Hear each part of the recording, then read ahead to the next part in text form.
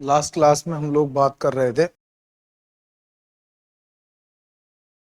राष्ट्रीय आय को कैलकुलेट करने के लिए विधि की बात, है ना।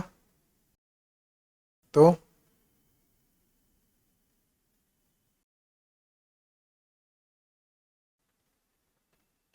विधि है टोटल मिला के कितनी?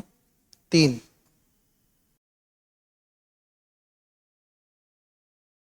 तो हेडिंग क्या डाल लेना तुम? राष्ट्रीय आय को गणना करने की 3 विधि हैं। 3 विधि या तरीके हैं।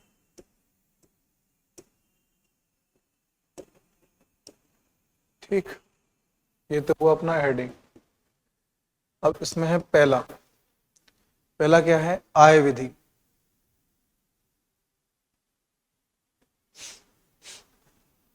पहला है क्या? आय विधि।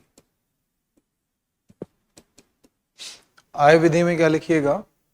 इस विधि के तहत अर्थव्यवस्था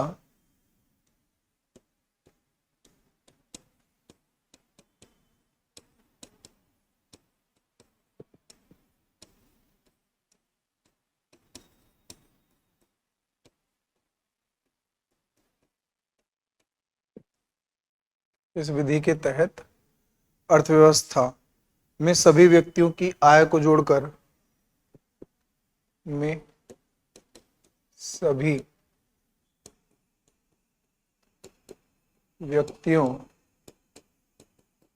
की आय को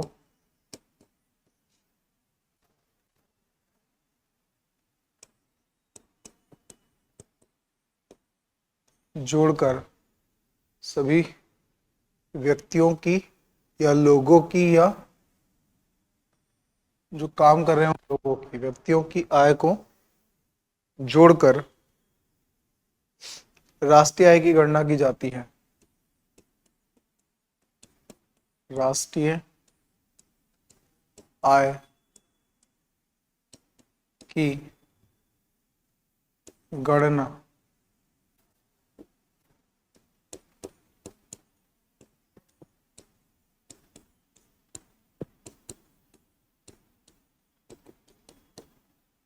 राष्ट्रीय आय की गणना की जाती है। व्यक्ति राष्ट्रीय उत्पादन में व्यक्ति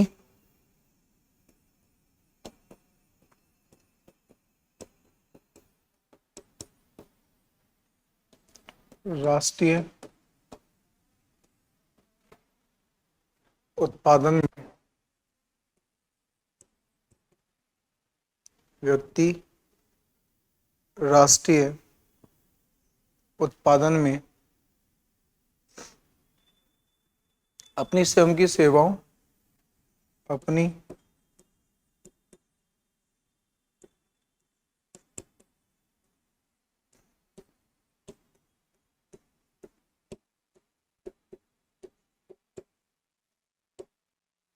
अपनी स्वयं की सेवाओं और संपत्ति जैसे और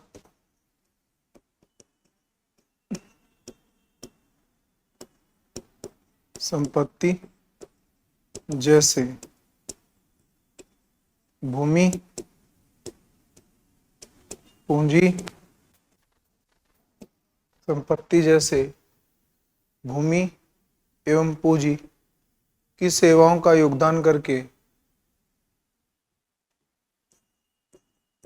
सेवाओं का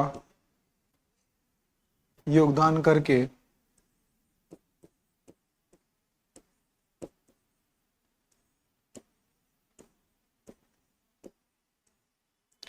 योगदान करके आय अर्जित करते हैं।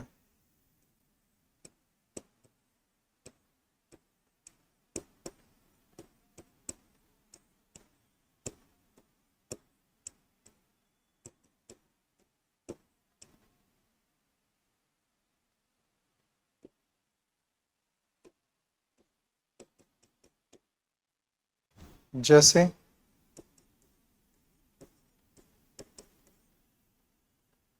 राष्ट्रीय आय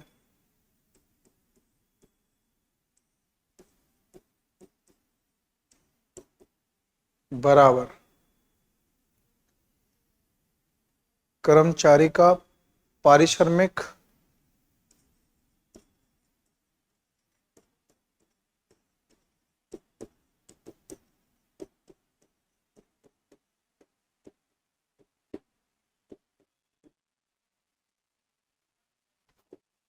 प्लस कर्मचारियों का पारिश्रमिक कॉरपोरेट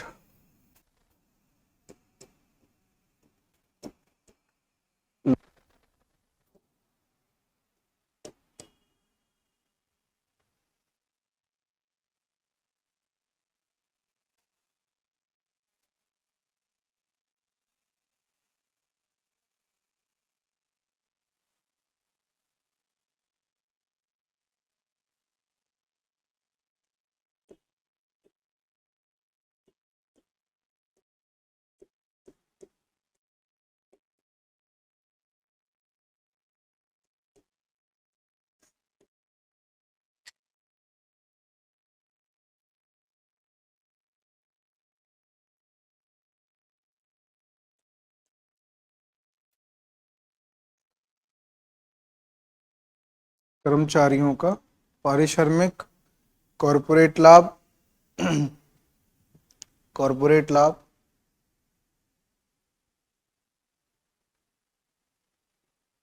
स्वयं की आय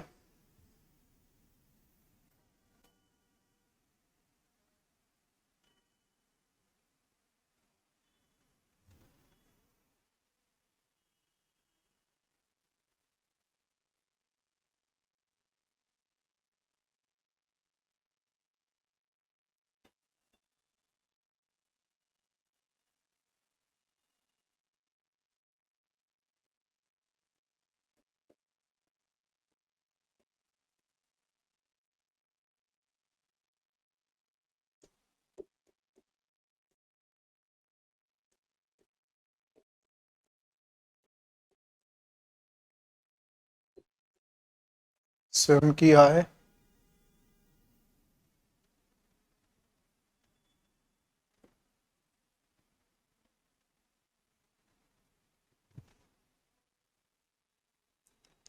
किराए की आय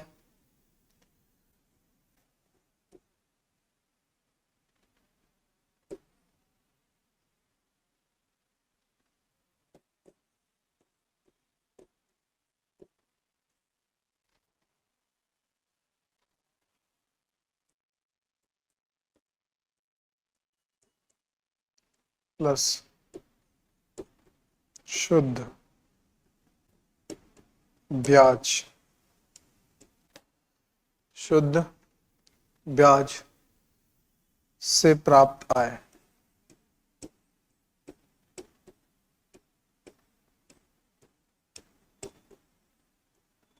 ना। तो ये कौन सी विधि हो गई? आय विधि हो गई। अब आप इसको ऐसे याद कर लो, जो तुम्हें एज इट इज लिख देना है। तीनों विधि अगर वो पूछता है आपसे कि राष्ट्रीय आय को गणना करने की तीनों विधियों का वर्णन करे, है ना, या कितनी विधि होती हैं जिससे राष्ट्रीय आय की गणना की जा सकती है, तो आप लिख सकते हैं 3 प्रकार की विधियों से, जिसमें पहली है आय विधि। आय विधि क्या कहती है? बहुत सरल सी भाषा में ये क्या कह रही है कि हमारे भारत में या हमारे हिंदुस्तान के अंदर जितने भी लोग हैं, है ना, उन व्यक्तियों के द्वारा या उन व्यक्तियों के द्वारा जो आय प्राप्त की गई है, उनको अगर हम जोड़ देते हैं तो उसे राष्ट्रीय आय की गणना की जाती है। व्यक्ति राष्ट्रीय उत्पादन में, है ना, राष्ट्रीय उत्पादन मतलब वस्तु और सेवा का उत्पादन जो हो रहा है, वस्तु और सेवा का जो उत्पादन हो रहा है, वस्तु एवं सेवा का जो उत्पादन जो हुआ, है ना, उस राष्ट्रीय उत्पादन में अपनी स्वयं की सेवा का मतलब क्या हो गया यहाँ पे? स्वयं की सेवा का मतलब क्या हो गया यहाँ पे? पारिश्रमिक, है ना, जो श्रमिक होगा या श्रम होगा, है ना, स्वयं की सेवा, संपत्ति, है ना, संपत्ति का मतलब क्या हो गया यहाँ पे? स्वयं की सेवाओं, श्रम, भूमि, या हो ही गया। Land labour, land labour capital और एंटरप्रीन्योर मतलब उद्यमी, है ना। उद्यमी जो होगा वो अपनी संपत्ति और सेवाओं का योगदान करके, इन सब का योगदान करके क्या करते हैं, आय अर्जित करते हैं। भाई फैक्टर प्रोडक्शन 1, 2, 3 और ये 4, इन सब का योगदान करके क्या करते हैं, आय अर्जित करते हैं। उसी से ही राष्ट्रीय आय बनती है। ठीक, मैंने बोला सिंपल सा राष्ट्रीय आय। तो जितने भी भारत में कर्मचारी हैं जो अपनी सेवा दे रहे हैं और मेहनताना ले रहे हैं या अपना पारिश्रमिक ले रहे हैं या अपनी जीविका उपार्जन करने के लिए जो आय प्राप्त कर रहे हैं, तो कर्मचारियों को पारिश्रमिक ये हो गया। कॉर्पोरेट लाभ का मतलब हो गया फर्म या उद्यमी, उद्यमी या फर्म द्वारा वार्षिक लाभ, द्वारा वार्षिक लाभ। कॉर्पोरेट लाभ का मतलब क्या हुआ कि एक उद्यमी, एक फर्म जो वर्ष के अंत में लाभ प्राप्त करेगी, है ना, तो वो कॉर्पोरेट लाभ हो गया। स्वयं की आय मतलब कोई भी व्यक्ति किसी भी जरिए से अपने खुद से अगर आय प्राप्त करता है तो वो स्वयं की आय हो जाएगी। किराए की आय मतलब भाई ये स्वयं की आय किससे होगी, वो सेवा प्रदान करेगा। क्या करेगा, सेवा प्रदान करेगा। सेवा जब प्रदान करेगा, ये तो कौन है, कॉर्पोरेट तो कौन है, कॉर्पोरेट को मैं क्या बोल सकता हूं, कृत्रिम व्यक्ति बोल सकता हूं। कॉर्पोरेट को मैं क्या बोल सकता हूं यहाँ पे, या मैं यहाँ पे क्या बोल दूं भाई, अगर तुमसे बोले कि कंपनी की परिभाषा क्या है, तो company is the artificial person create by the human. Company वो कृत्रिम व्यक्ति है, कृत्रिम व्यक्ति है, व्यक्ति है, कंपनी वो कृत्रिम व्यक्ति है जो बाजार में वस्तु और सेवा का उत्पादन करती है और खुद के जरिए खुद की इनकम प्राप्त करती है। तो मैंने बोला ये कौन है, फर्म एक कृत्रिम व्यक्ति है जो मानव द्वारा निर्मित किया जाता है। और स्वयं की आय का मतलब यहाँ पे क्या हो गया, उद्यमी, ऐसे मान लो, है ना, उद्यमी। और ये जो भूमि रहेगी उस पे क्या लौट कर आएगा, तो वो पास में किराया। और शुद्ध ब्याज अपने आप में है ही, मतलब ये किससे प्राप्त होगा, तुम्हें पूंजी से, है ना।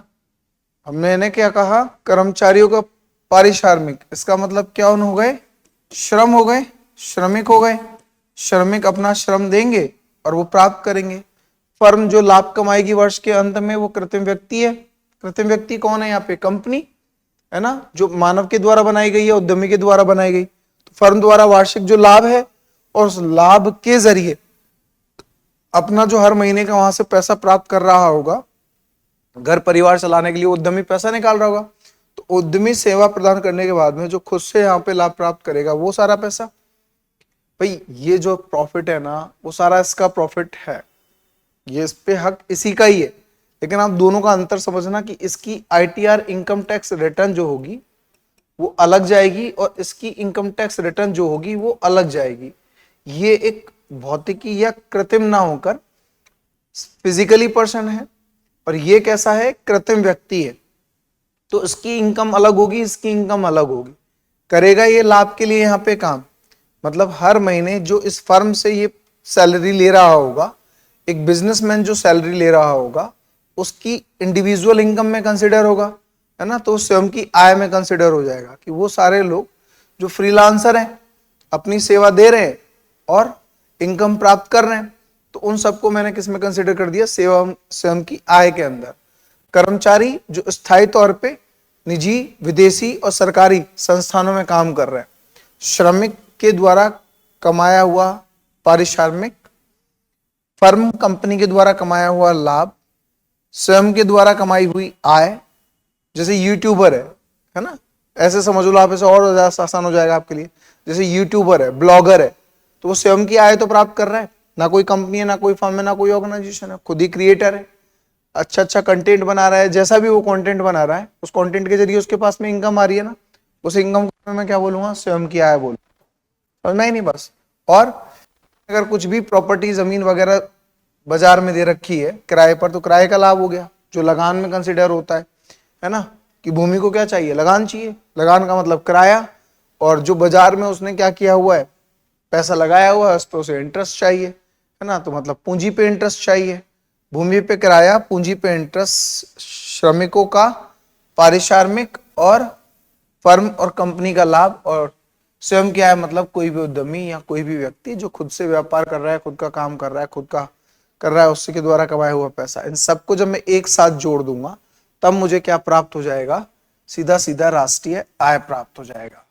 आई होप कि आपको ये समझ में आया होगा कि राष्ट्रीय आय में आय विधि क्या है। सभी व्यक्तियों के द्वारा दी गई सेवाओं के आधार पर उसने जो आय प्राप्त की होगी वर्ष के अंत तक, उसको जब मैं एक जगह जोड़ दूंगा तो मैं उसको क्या बोलूंगा, आय विधि बोलूंगा।